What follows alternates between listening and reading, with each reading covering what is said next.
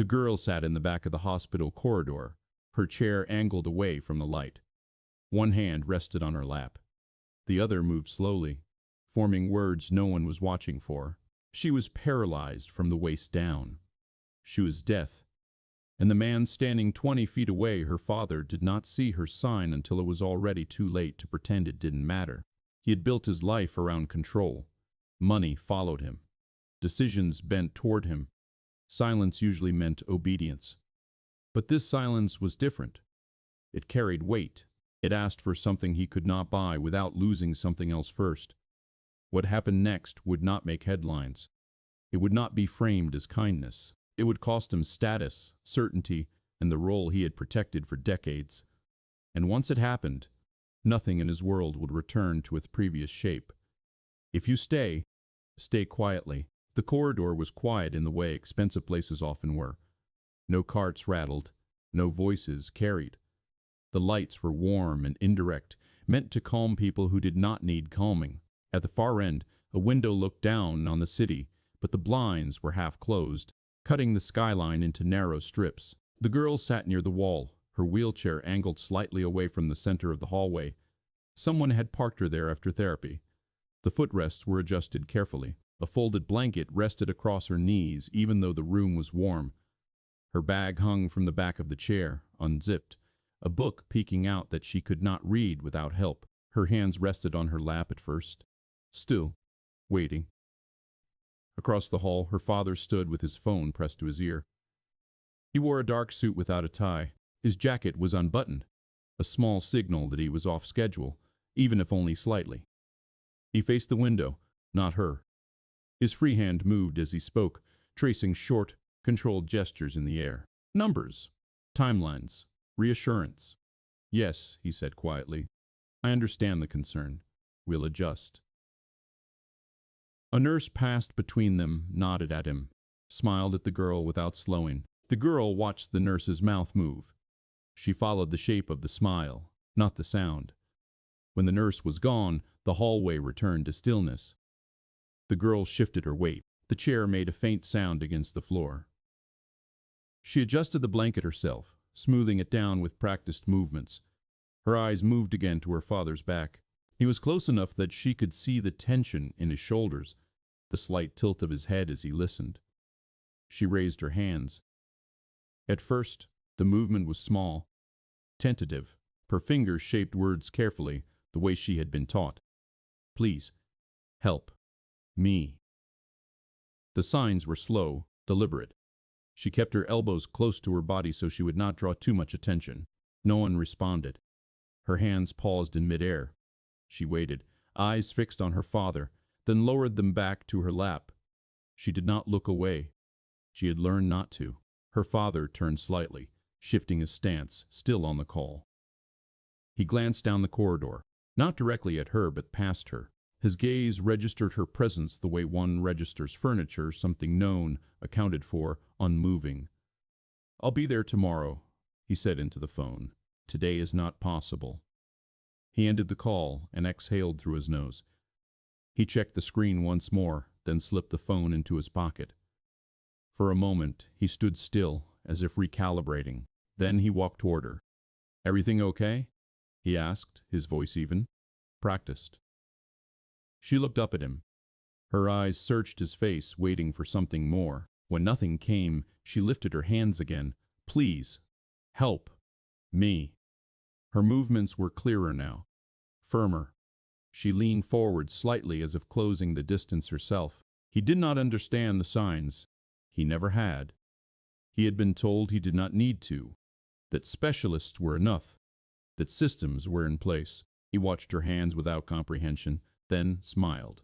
A reflex. I'll be done in a few minutes, he said, mistaking urgency for impatience. We'll go. She froze. Her hands hovered, then dropped. Her gaze shifted away from him, to the wall beside his shoulder. The moment closed around them, thin and fragile. A doctor stepped out of a nearby room, clipboard in hand. She glanced at the girl, then at the father. Mr. Hale, she said, we need a minute. He nodded, turned back to his daughter. I'll be right here, he said, placing a hand briefly on the armrest of the chair. The contact was light, transactional. The doctor led him a few steps away. They spoke in low voices. He listened, his expression tightening just enough to show irritation, not concern. Behind them, the girl watched their backs. She lifted her hands one last time, slower now, her fingers forming the same words. Please, help me. A woman at the end of the corridor noticed. She was not staff. She had been sitting with her own son, waiting. She watched the girl's hands, then her face. Something in the girl's posture held her attention.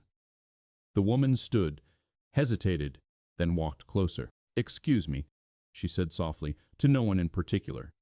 The girl looked at her. Hope flickered, brief and unguarded. The father did not see it.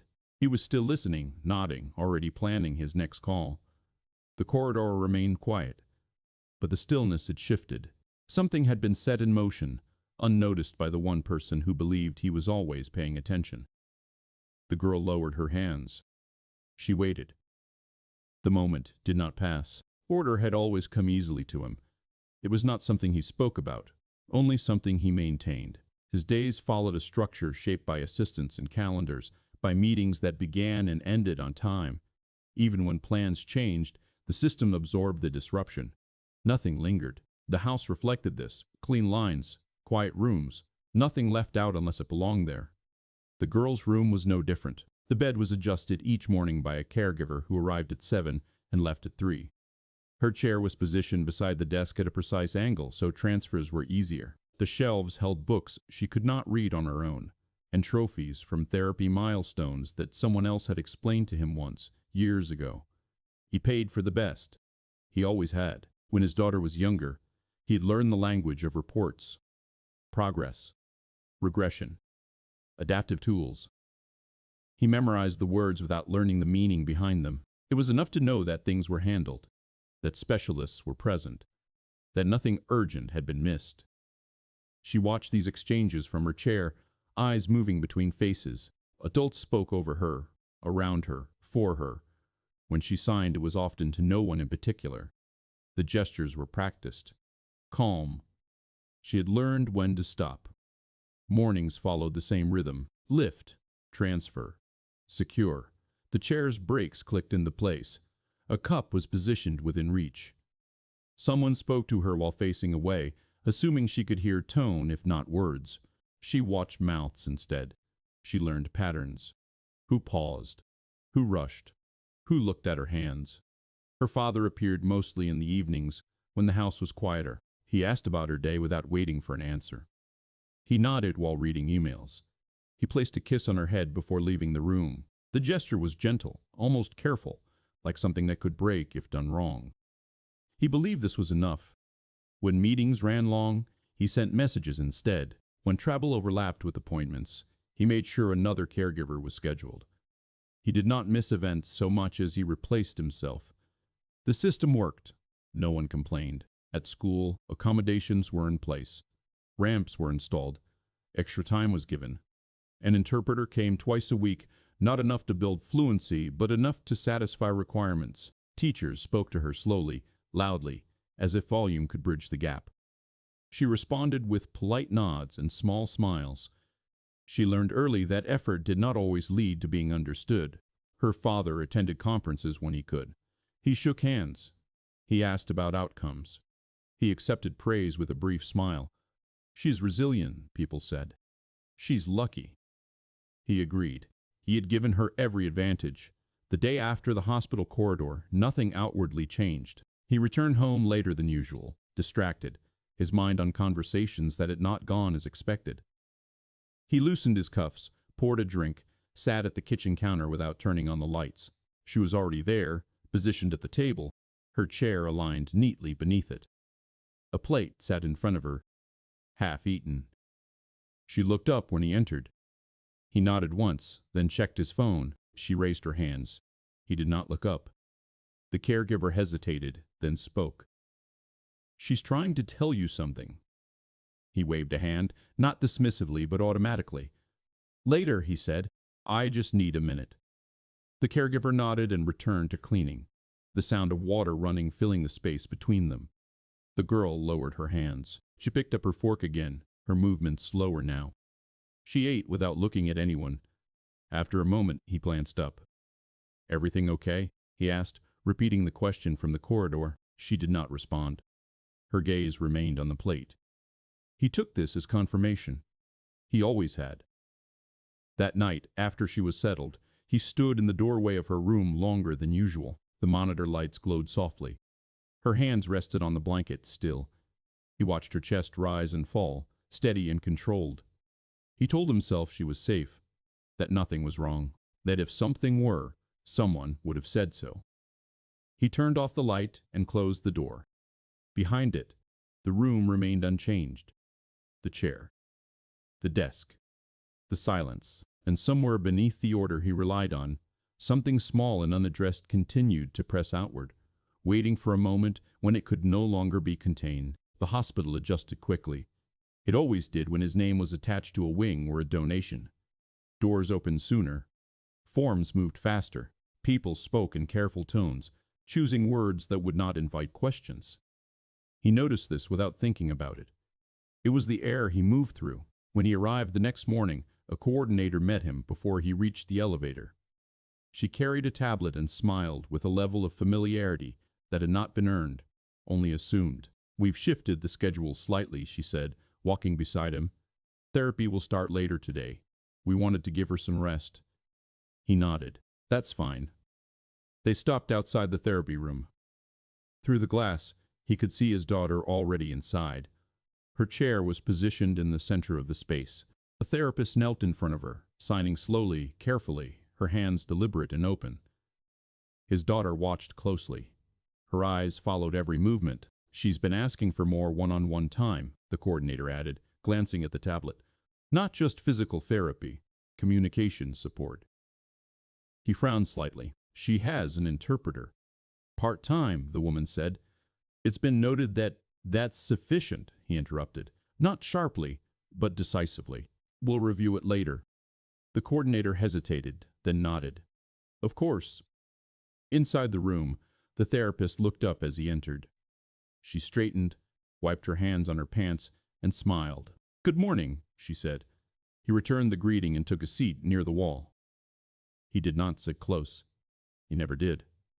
He crossed his legs, checked his watch, then placed it face down on his knee. The therapist turned back to the girl and resumed signing. The girl responded, her hands moving more freely now, her posture more engaged. For a moment, she forgot he was there. He watched the exchange without understanding it. He recognized patterns but not meaning. He saw concentration, effort, something like urgency. He assumed progress. After a few minutes, the therapist paused and spoke. "She's expressing frustration," she said carefully. "Not about her body, about being heard." He leaned back slightly. "She's always had a strong personality." The therapist nodded, but did not agree. "She's asking for more direct communication with you." The room went still. The girl looked between them, her hands hovering, ready. "I provide everything she needs," he said. "She knows that." The therapist held his gaze. "She knows you're present," she said. "She's not sure you're available." He did not respond. He stood instead, smoothing his jacket. "We'll revisit this," he said. "Thank you for your time." As he left, the girl signed again, quickly this time, her fingers tight with effort. "Please, help." "Me." The therapist watched her hands, then looked toward the door that had already closed. Later that day, he attended a board meeting via video call from his office at home. The foundation logo glowed behind him on the screen. Faces filled the grid, familiar and deferential. "We'll move forward as planned," he said. "The timeline doesn't change." A pause followed. One of the board members cleared her throat. "There's been a concern raised," she said. Informally. He waited. "About your daughter," she continued, "and the hospital." His jaw tightened. "What concern?" "Nothing formal," she said quickly. "Just questions about access, communication." He felt irritation rise, sharp and unwelcome. "My daughter's care is exemplary," he said. "I won't entertain speculation." The board member nodded, but the silence that followed was not agreement. It was caution. That evening, he found his daughter in the living room, positioned near the window. The city lights flickered outside. She was watching reflections in the glass. He approached, standing beside her chair. "We're going to adjust your schedule," he said. "More therapy, if you want." She did not respond. He waited, then added, "You're doing well. Everyone says so." She turned her head slowly and looked at him, her hands lifted. He watched them move, still unable to understand. He waited for someone else to speak. No one did. After a moment, she stopped. Her hands dropped to her lap. She looked back at the window. He stood there, uncertain, for longer than he intended. Then his phone vibrated. He glanced at the screen and stepped away. Behind him, the girl remained still, her reflection faint in the glass. The authority he carried had always filled rooms. It moved people. It closed conversations before they became difficult. But here, in the quiet space between him and his daughter, it did nothing at all. The woman from the corridor returned the next morning. She arrived early, before the therapy rooms filled, before the staff settled into routine. She stood near the reception desk, her coat folded over one arm, her eyes scanning the hallway. She was not looking for attention. She was looking for the girl. When she saw her, positioned near the same wall as the day before, something tightened in her expression. She walked closer, slower this time, as if afraid of startling her. The girl noticed. She always noticed. Their eyes met. The girl's hands lifted without hesitation. "Please, help me." The woman did not speak right away. She watched the movement carefully, then crouched down to the girl's level. Her voice, when it came, was low and steady. "What do you need help with?" she asked. The girl froze. The question was new. No one had ever waited for the answer. Her hands moved again, slower now. She pointed to herself. Then she signed words the woman did not fully understand, but enough came through. Alone, not listening. No words. The woman swallowed. She glanced toward the nurse's station, then back at the girl. "Is someone supposed to be here with you?" she asked. The girl nodded once. Then she signed again. "Father." The woman stood. She did not raise her voice. She did not accuse. She simply asked to speak with someone in charge. Things moved quickly after that. A supervisor arrived, then another. Questions were asked, softly at first, then with notes taken. The girl remained where she was, watching hands move, faces change. No one moved her chair. No one touched her. Her father arrived 10 minutes later, stepping out of the elevator mid-call.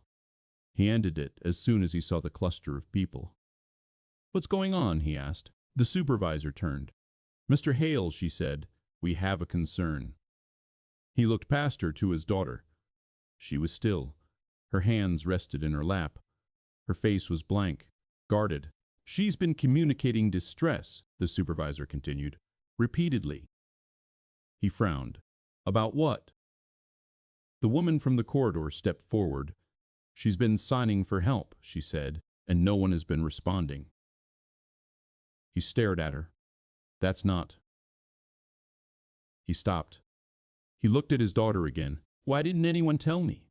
The therapist arrived then, breathless, eyes moving between them. "I tried," she said quietly. The supervisor nodded. "We've documented previous attempts." He felt the ground shift, subtle but undeniable. "This is a misunderstanding," he said. "She's well cared for."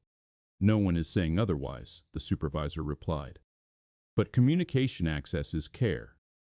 The woman added, "She asked me for help yesterday. I didn't know what else to do." He turned to his daughter. "Is that true?" he asked, his voice sharper now. She looked at him for a long moment. Then she raised her hands. "Please, help me." The words were translated aloud by the therapist. Each one landed separately with space between them. No emphasis. No explanation. A phone appeared in someone's hand. Not his. Someone else's. He noticed it too late. "Let's take this to a private room," he said quickly. The supervisor nodded. "Of course." They moved, But the moment did not. It followed them, intact. In the room, doors closed, chairs were pulled in. He sat across from his daughter for the first time in days, close enough to see the tension in her jaw, the way her fingers curled inward when she was not signing. She needs consistent interpretation, the supervisor said. Not intermittent. She has services, he replied. Not enough, the woman said. She asked a stranger for help. That landed harder than the words themselves. He leaned forward. Why didn't you tell me? He asked his daughter again, slower now. She watched his mouth, then she signed, smaller this time. You were busy. The therapist translated. No one softened it. Something in him resisted, not anger, not denial, something closer to fear. The kind that comes when a system fails quietly and no one notices until it is too late. I didn't know, he said, more to the room than to her. The supervisor nodded.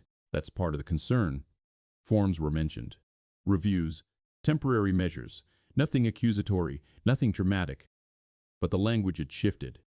He was no longer directing. He was being informed. When they left the room, the hallway was no longer empty. People glanced over, then away. Whispers traveled without sound. By afternoon, emails had begun. Polite, careful, requests for clarification, a pause in a partnership, a suggestion to step back until things were resolved.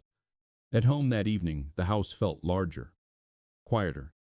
His daughter was in her room, the door open. A new interpreter sat beside her, signing slowly, explaining what had happened.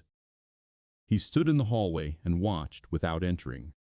For the first time, the help she had asked for was arriving, and for the first time, it was arriving because someone else had listened.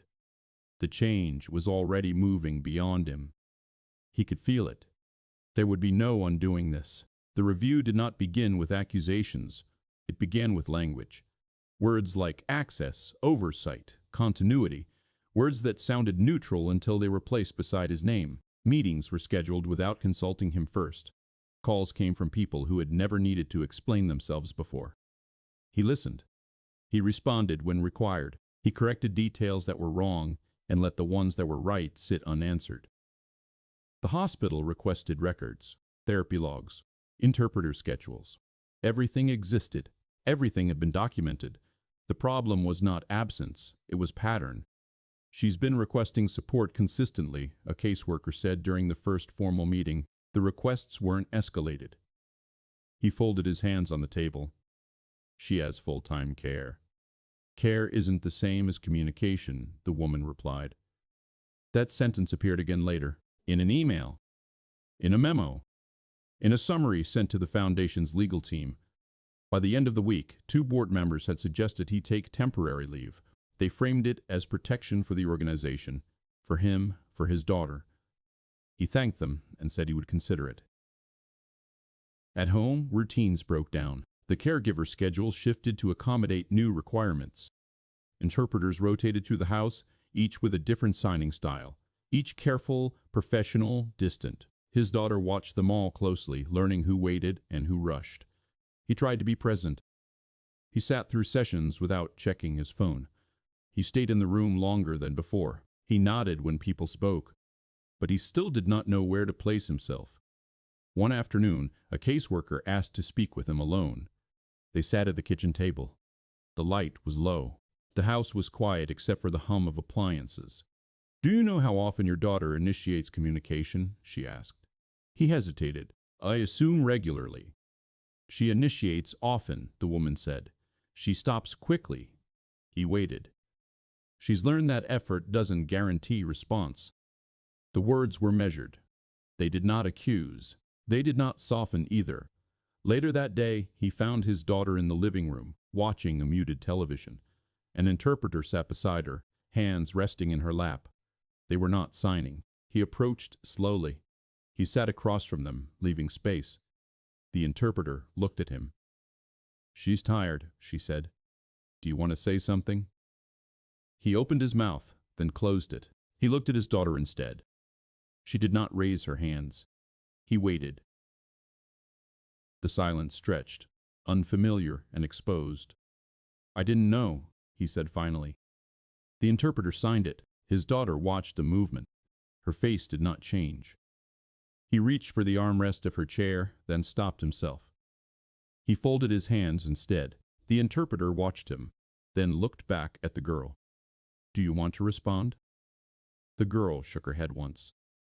That night, he lay awake longer than usual. He replayed moments he had dismissed, the way she watched people's hands, the way she stopped signing mid-sentence when no one looked up, the way silence had been mistaken for calm. He realized then that silence had been doing work for him. It had allowed him to believe nothing was wrong. It had protected him from seeing what required more than provision. The next morning, a letter arrived from the Foundation's communications team. It was brief, neutral. They recommended a statement acknowledging the review and his decision to step back temporarily. He read it twice. He did not argue. At the hospital, staff interactions had changed. People spoke more carefully around him, not deferential. Observant, he was no longer the person who solved problems by entering the room. His daughter noticed this too. During one session, she looked at him, then at the therapist, then back again. Her hands lifted halfway, then paused. The therapist waited. The girl lowered her hands. She did not sign. Later, the therapist spoke quietly to him in the hallway. "She's protecting herself," she said. "She doesn't know who will stay." That stayed with him longer than the meetings did. The cost became visible in small ways. Invitations stopped coming. A partnership announcement was delayed. His name appeared in articles without context, attached to phrases like review and concern. He did not correct them. At home, he began to notice absence. The absence of interruption. The absence of assumption. The absence of certainty. One evening, as an interpreter packed up to leave, his daughter signed something without looking at him. Tired, the interpreter voiced it and stood. He nodded. "I understand." She looked at him then, briefly. Her expression was not angry. It was measured. He stayed where he was after the room emptied. He did not follow. He did not speak. For the first time, he understood that silence was no longer neutral. It was a record, and it was being read. He began attending sessions without a role. He did not sit near the door anymore. He took a chair beside the wall, hands folded, phone left in another room. He did not interrupt. He did not explain. He watched. The interpreters signed with different rhythms. Some used larger movements, expressive faces. Others were precise and contained. His daughter adjusted to each one without comment. She followed hands the way others followed voices, her attention steady, alert. He noticed how often she checked for confirmation, how she paused mid-sign, waiting to see if someone was still watching. When they were, she continued. When they weren't, she stopped. No one had taught her that. She had learned it. During one session, the therapist asked her a question and waited. The room was still. No one filled the silence. The girl's hands moved slowly, carefully, as if testing the space. The interpreter spoke her words aloud. "I don't like when people talk and don't look at me." The therapist nodded. "What do you do then?" The girl signed again. The interpreter hesitated, then translated. "I stop." He felt the answer settle somewhere deep and uncomfortable. Not because it was dramatic, because it was efficient. She had learned exactly how much effort the world required from her, and no more. After that, he began to notice his own habits. How often he spoke while turning away. How frequently he assumed understanding without confirmation. How rarely he waited. One afternoon, he entered the living room and found his daughter alone, her chair positioned near the window again. Sunlight reflected off the glass, cutting across the floor. She was watching the movement outside cars, people crossing, things continuing without pause. He stood nearby, unsure. She did not look at him. He pulled a chair closer and sat down, facing her. He made sure she could see him. He waited. She glanced over, surprised, then looked away again. Her hands stayed still. He raised his own hands awkwardly. He had been practicing. Alone, late at night, watching videos without sound. His movements were slow and imprecise. He signed one word. "Sorry." It was clumsy. The shape was wrong. The timing was off. She looked at his hands, then at his face. Her expression shifted, not to relief, but to assessment. She watched him try again. He stopped. An interpreter arrived moments later and signed something to her. She responded easily, fluidly. He watched the exchange from the outside, aware of his place in it. Later, the interpreter pulled him aside. "She notices effort," she said, "but she doesn't trust it yet." He nodded. "I don't expect her to." That was the first true thing he had said about it. At a meeting later that week, the Foundation's legal counsel laid out options. Temporary leave. Public statement. Internal review. The language was careful, but the message was clear. "You can stay," the lawyer said, "but the organization won't." He asked for time. At home, he sat with his daughter during dinner. An interpreter was present, but he asked her to wait before translating. He looked at his daughter. He made sure she was watching. He signed, slowly, deliberately, with effort visible. "I am learning," the interpreter voiced it after a pause. The girl watched his hands. She did not respond right away. When she did, her signing was brief. "Why now?" The interpreter translated. No one softened it. He thought before answering. He signed again, slower. "Because I missed it." The interpreter's voice was steady. The words landed without defense. She studied him for a long moment. Then she looked down at her plate. She did not sign again. That night he received confirmation from the board. They would proceed without him for the duration of the review. The decision was framed as mutual. It was not. He read the message, then closed the laptop. In the hallway, his daughter's door was open. Light spilled out. He stood there, listening to the quiet. He realized then that recognition did not come with forgiveness. That understanding what he had failed to do did not restore what had been lost. It only changed what he could no longer pretend. The next morning, he signed up for classes. In person. No delegation. No substitute. It did not feel like redemption. It felt like the minimum. The meeting was short. No speeches. No raised voices. Just a table, a few familiar faces, and a decision that had already been shaped before he arrived. The board chair spoke first. "This isn't punitive," she said. "It's structural." He nodded. "I understand. You stepping away allows the organization to move forward without distraction," she continued. "It also signals accountability." Accountability. The word landed without weight, not because it was empty, but because it was final. He was given options that were not really options. A temporary advisory role with no public presence. A quiet resignation with language crafted to protect the Foundation's donors. Time to consider, but not too much. He asked one question. "If I stay, what happens?" The chair did not hesitate. "We lose trust." He thanked them and stood. There was no tension in the room when he left, just relief. At home, the house felt different in the middle of the day. Light filled rooms that were usually empty. The staff moved quietly, aware of something unnamed but important. His daughter was in the dining room with an interpreter, working through a lesson. The interpreter signed slowly, waiting for confirmation each time. The girl responded with focus, her hands steady. He watched from the doorway. When the interpreter noticed him, she paused and looked to the girl, asking permission with a glance. The girl nodded once. He stepped in and pulled out a chair. He sat where she could see him. "I have a meeting tomorrow," he said, speaking and signing together, careful and uneven. "I'm going to step away from the Foundation." The interpreter voiced it clearly. The girl's hands stilled. She looked at him, not searching this time, just listening. He continued, "It means I won't be there anymore. Not in charge." The interpreter signed his words back to her, then waited. The girl signed once. "Okay." It was not approval. It was acknowledgement. He nodded. "I wanted you to know." She watched him for a moment, then signed again, slower. "Will you be here?" The interpreter hesitated before translating. The question sat in the room, plain and unguarded. He did not answer right away. He shifted in his chair, then steadied himself. "Yes," he signed. "I will." The interpreter voiced it. He did not look away.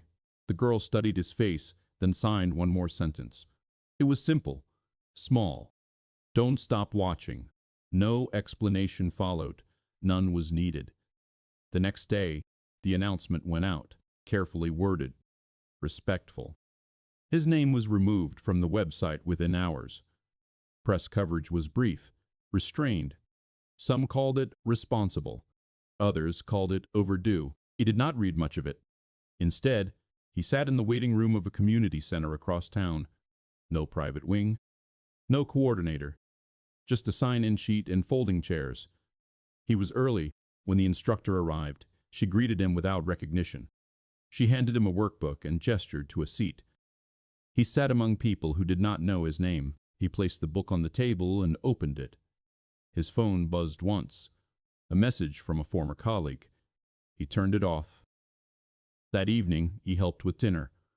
Not directing, just assisting. He waited for instruction. He watched hands. He asked when he didn't understand. His daughter noticed. After the interpreter left, the house was quiet again. But the quiet was different now. It held attention instead of absence. She signed something as he cleared the table. He missed it at first. She waited. He turned. "Can you show me again?" he asked, signing the words slowly. She repeated it. "Thank you." He nodded. "You're welcome." It was the smallest exchange they had ever had, and it cost him everything he had been using to avoid it. Mornings no longer started with urgency. There were still schedules, but they were written in pencil now. Appointments shifted without panic. No one filled the space with explanations meant to reassure investors or boards. The house woke slowly. His daughter was usually up before him. He learned this by noticing small signs, the light already on in her room, the chair angled toward the window instead of the desk, her hands resting on the armrests, not folded, not withdrawn. He knocked now.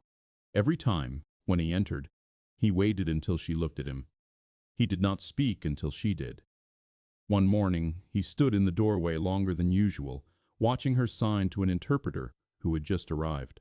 The exchange was brief, practical. When it ended, the interpreter stepped back. The girl looked at him. He signed. "Good morning." She nodded and signed back. "Morning." No one translated. No one needed to. Later at the table, he poured juice and set it within reach. He did not assume placement. He asked with his eyes. She adjusted it herself. He watched and remembered. Outside, the city moved as it always had. His name appeared less often now. When it did, it was smaller, quieter. He did not correct the scale. At the foundation, his office was reassigned. The door plaque was removed. Someone else's name took its place. Meetings continued without him. Decisions were made. The world did not pause. He felt that loss most clearly not in moments of drama, but in routine. When his calendar stayed empty. When his phone stayed still. In the afternoons, he attended class. He sat near the front now. His hands moved more confidently, not fluently but honestly. The instructor corrected him without hesitation. He welcomed it. At home, his daughter watched his progress without comment. She did not praise effort. She responded to consistency. One evening, after dinner, the interpreter left earlier than planned. The house settled into quiet. He and his daughter remained at the table, dishes cleared, lights low. She signed something casually, almost without thinking.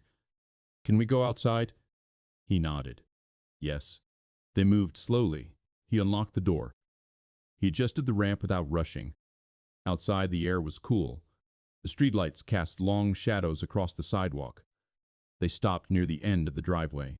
Cars passed. Someone laughed in the distance.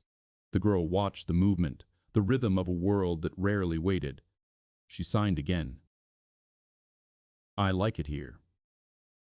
He followed her gaze. He did not respond right away. Then he signed, "Me too." They stood there longer than necessary. Nothing was decided. Nothing was resolved. Inside, the house waited.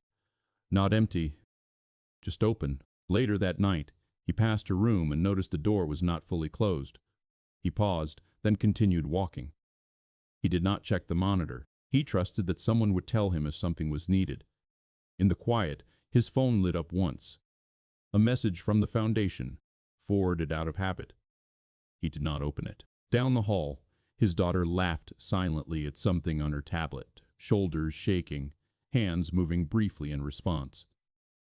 He stopped and watched from a distance. She did not stop when she noticed him. That was the change. Not forgiveness, not closure.